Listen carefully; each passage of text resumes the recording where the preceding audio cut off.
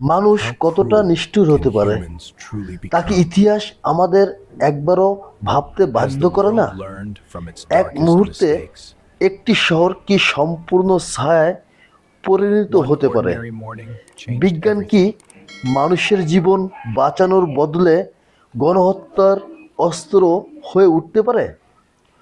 কেন লক্ষ লক্ষ নিরপরাধ মানুষকে মরতে হলো শুধু ক্ষমতা, ঘৃণা আর আধিপত্যের কারণে?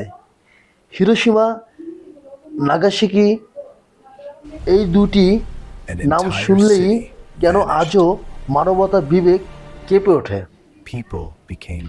1945 সালের সেই ভয়াল দিনগুলোতে হিরোশিমা ও নাগাসাকি শহরে মানুষ জানতই না আকাশ থেকে নেমে আসছে মানব ইতিহাসের সবচেয়ে বিধ্বংসী আগুন।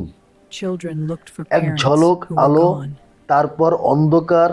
মুহূর্তের মধ্যে হাজার হাজার মানুষ ছায়ায় পরিণত হয়।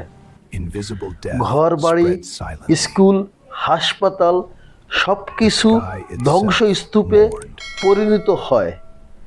যারা সঙ্গে সঙ্গে মারা যায়নি তারা ভুগেছে দীর্ঘদিন ধরে পোড়া শরীর, বিকিরণের যন্ত্রণা, বিকল অঙ্গ আর অদৃশ্য এক মৃত্যু ভয় নিয়ে। শিশু, নারী, বৃদ্ধ, কারোর জন্যই করুণা ছিল না। বিজ্ঞান সেখানে মানবতার বন্ধু নয়, বরং মৃত্যুর দূত হয়ে উঠেছিল। অন্যদিকে ইউরোপ নাৎসি শাসনের অধীনে চলছিল আরেকটি নীরব কিন্তু পরিকল্পিত গণহত্যা, যার নাম হলোকাস্ট। শুধুমাত্র ধর্ম, জাতিগত পরিচয় আর মতাদর্শের কারণে ইহুদি জনগোষ্ঠী সহ লক্ষ লক্ষ মানুষকে পশুর মতো বন্দী করা হয়েছিল। গ্যাস চেম্বার, কনসেন্ট্রেশন ক্যাম্প, অনাহার, নির্যাতন, মানুষের ওপর মানুষের এমন নিষ্ঠুরতা কল্পনাকেও হার মানায়। মা তার সন্তানকেও বাঁচাতে পারেনি। সন্তান তার মাকে শেষবারের মতো জড়িয়ে ধরার সুযোগ পায়নি। সভ্যতার মুখোশের আড়ালে লুকিয়েছিল চরম বর্বরতা। এই দুটি ঘটনা আমাদের শেখায়, ক্ষমতা যখন বিবেকহীন হয় তখন মানুষ সংখ্যায় পরিণত হয়, জীবন মূল্যহীন হয়ে যায়। প্রযুক্তি, রাজনীতি আর ঘৃণা একসাথে মিললে পৃথিবী কত সহজেই নরকে পরিণত হতে পারে তার জীবন্ত প্রমাণ হিরোশিমা, নাগাসাকি ও হলোকাস্ট।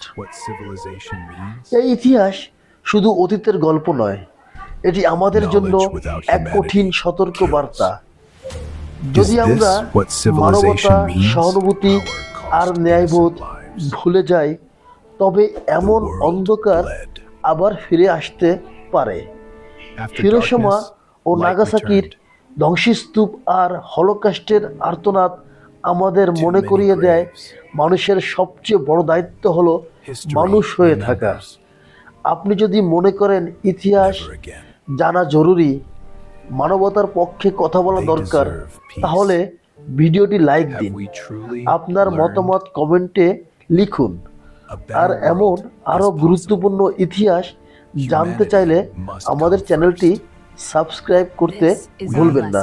ধন্যবাদ সবাইকে।